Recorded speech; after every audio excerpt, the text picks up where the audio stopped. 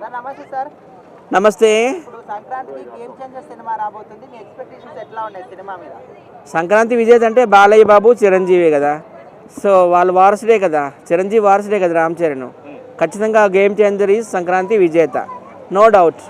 మరి బాలకృష్ణ గారి డాకు మహారాజ్ ఉంది, వెంకటేష్ గారి సంక్రాంతికి వస్తున్నాం ఉంది కదా, సో ఈ మూడు సినిమాలు ఏది హైలైట్ కావచ్చు? బాలకృష్ణ గారి సినిమా కూడా హిట్ అవుతుంది, కానీ పాన్ ఇండియా రేంజ్ ఇంకా ఆయనకి రాలేదు కదా.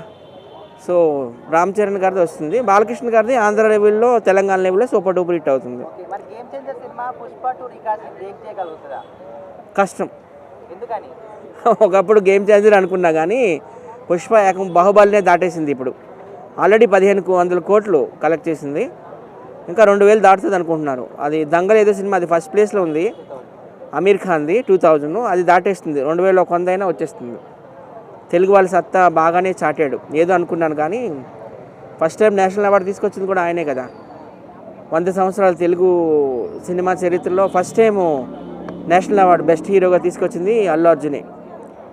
సో బాగుంది, సినిమా కూడా చాలా బాగుంది పుష్ప 2. అంటే సినిమాని కంటెంట్ పరంగా కాకుండా హీరోల పరంగా పోల్చడం కరెక్టేనా?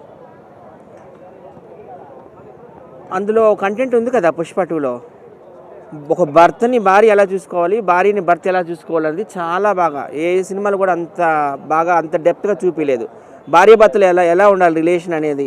మనం ఎప్పుడు రాముడు సీత అంటాము, సో అలాగనమాట. వాళ్ళు మనం చూడలేదు కదా సీతారాముల్ని. సో సీతారాములు ఎంత అన్యోన్యంగా ఉన్నారో వీళ్ళు అంతకంటే ఎక్కువగా ఉన్నారు. అయితే బెనిఫిట్స్ వాళ్ళ విషయంలో పుష్ప 2కి క్యాన్సిల్ చేస్తారు ఇప్పటి నుంచి, మరి గేమ్ చేంజర్కి మైనస్ పాయింట్ అనుకోవచ్చు అది? మైనస్ పాయింట్ ఏం కాదు, ఇప్పుడంటే ఈ బెనిఫిట్ షోలు వచ్చాయి. ఒకప్పుడు లవకుశ, భక్త ప్రహ్లాద, శంకరాభరణం టైంలో బెనిఫిట్ షోలు లేవు కదా.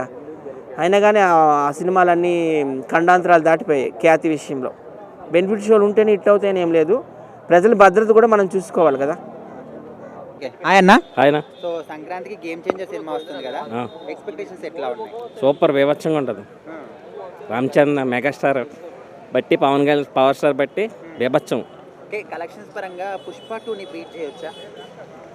పుష్ప 2 ఖచ్చితంగా బీట్ చేస్తారంట. చేస్తుంది. మరి కొంతమంది అసలు దరిదాపుల్లో కూడా పోదంటున్నారు.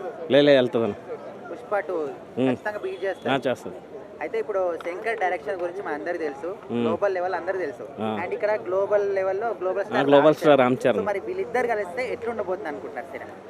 ఇది రామ్ చరణ్ హైలైట్, ఇంకా బీభత్సంగా అవుద్ది.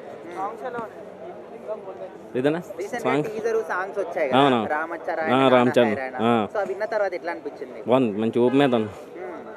సో ఖచ్చితంగా ఈ సినిమా ఒక సంక్రాంతికి మంచి సూపర్ హిట్ అవుతుంది అనుకో. పండగ చేసుకోవడం. అయితే సంక్రాంతికి 3 సినిమాలు వస్తున్నాయన్న, బాలకృష్ణది డాకు మహారాజ్, వెంకటేష్ది సంక్రాంతికి వస్తున్నాం, రామ్ చరణ్ది గేమ్ చేంజర్. ఈ 3 సినిమాలో ఏది హైలైట్ అవుతుంది అనుకుంటున్నారు? గేమ్ చేంజర్ అవుతుంది, సంక్రాంతి సెకండ్ వస్తుంది. మరి బాలకృష్ణ ఎటు పోవాలా? బాలకృష్ణ సినిమా ఆయన రేంజ్ ఆయనకు ఉంటుంది. అంటే ఈ 3 సినిమాలో ఏది హైలైట్ అవుతుంది అనుకుంటున్నారు మీరు? ఇదేనా ఫ్యామిలీ పరంగా అయితే సంక్రాంతి, మన యూత్ పరంగా గేమ్ చేంజర్ బాగుందన్న. చరణ్ మంచి హిట్ కొడతానుకోవచ్చా? అవుద్ది. అంటే భారతీయుడు ఫ్లాప్ తర్వాత అందరూ శంకర్ పని అయిపోయింది అంటున్నారు. లేదు, ఇప్పుడు నిలబెడుతుంది, ఇది గేమ్ చేంజర్ నిలబెడుతుంది. అంటే చరణ్ బ్రేక్ ఇస్తారు కదా. ఏం నచ్చింది అంతగా మీకు ఏదైనా గేమ్ చేంజర్ టీజర్ లో? ఏం నచ్చింది? బాగుంది, చూసాం కదా, డైలీ చూస్తాం. పొలిటికల్ బ్యాక్డ్రాప్ చూపిస్తున్నారు కదన్న, ఈ రోజుల్లో పొలిటికల్ బ్యాక్డ్రాప్ వర్కౌట్ అవుతుంది అనుకోవచ్చా? అది నేను చెప్పలేను. ఇన్నాళ్ళు మనం చిరంజీవిని, బాలయ్య బాబు గారిని చూసేవాళ్ళం. ఇప్పుడు గేమ్ చేంజ్ అయినట్టు మన చరణ్ గారు మధ్యలో వచ్చారు, ఎలా అనిపిస్తుంది అన్న? బాగుంటుంది అన్న. హాయ్ అండి. ఇప్పుడు గేమ్ చేంజర్ సినిమా సంక్రాంతికి రాబోతుంది. అసలు సినిమా రాకముందే దీని గురించి నెగిటివ్ గా ప్రచారం స్టార్ట్ అయిపోయింది బయట. సో అట్లాంటి వాళ్ళకి ఏం చెప్తారు? గేమ్ చేంజర్ మన రామ్ చరణ్ గారిది. ఆ రామ్ చరణ్ గారిది గేమ్ చేంజర్ వచ్చిందంటే మామూలుగా ఉండదు. ఎందుకంటే ఇప్పుడు సంక్రాంతికి వస్తుంది, అది పెద్ద మూవీ కాబట్టి బాలకృష్ణది ఉంది, వెంకటేష్ గారిది ఉంది, ఇప్పుడు గేమ్ చేంజర్ కూడా ఉంది. కానీ ఈ 2 మూవీల కంటే game changer super duper hit అవుతుందని అనుకుంటున్నాను నేను. అంటే అంత మంచి బజ్ ఉన్న సినిమాకి ఇప్పుడు స్టార్టింగ్ నుంచి ఎందుకు నెగిటివిటీ వస్తుంది అంటారు? అది అంటే చెప్పుకుంటారు కావాలని. ఇప్పుడు మొన్నటిదాకా పాపం ఆయనని అల్లు అర్జున్ గారిని తీసుకున్నారు, ఆయనని బ్లేమ్ చేశారు. ఇప్పుడు ఆ పుష్ప 2 ఎలా ఆడింది? వచ్చేసాయి కదా 1000 కోట్లు, 4 డేస్లోనే 1000 కోట్లు ఎంత వచ్చింది. ఇంకా ఆయన వస్తూనే ఉంటాయి, కానీ అట్లా కాదు. కానీ ఇప్పుడు కొంతమంది ఉంటారు అభిమానులు, కానీ ఆయన కూడా వేరే వేరే వాళ్ళు అభిమానులు ఉంటారు, హీరోలు అభిమానులు ఉంటారు, వాళ్ళు చెప్తున్నారేమో ఎవరికి తెలుసు. ఓకే, ఈ game changer Pushpa 2 cinema records ని బ్రేక్ చేయగలుగుతుందా?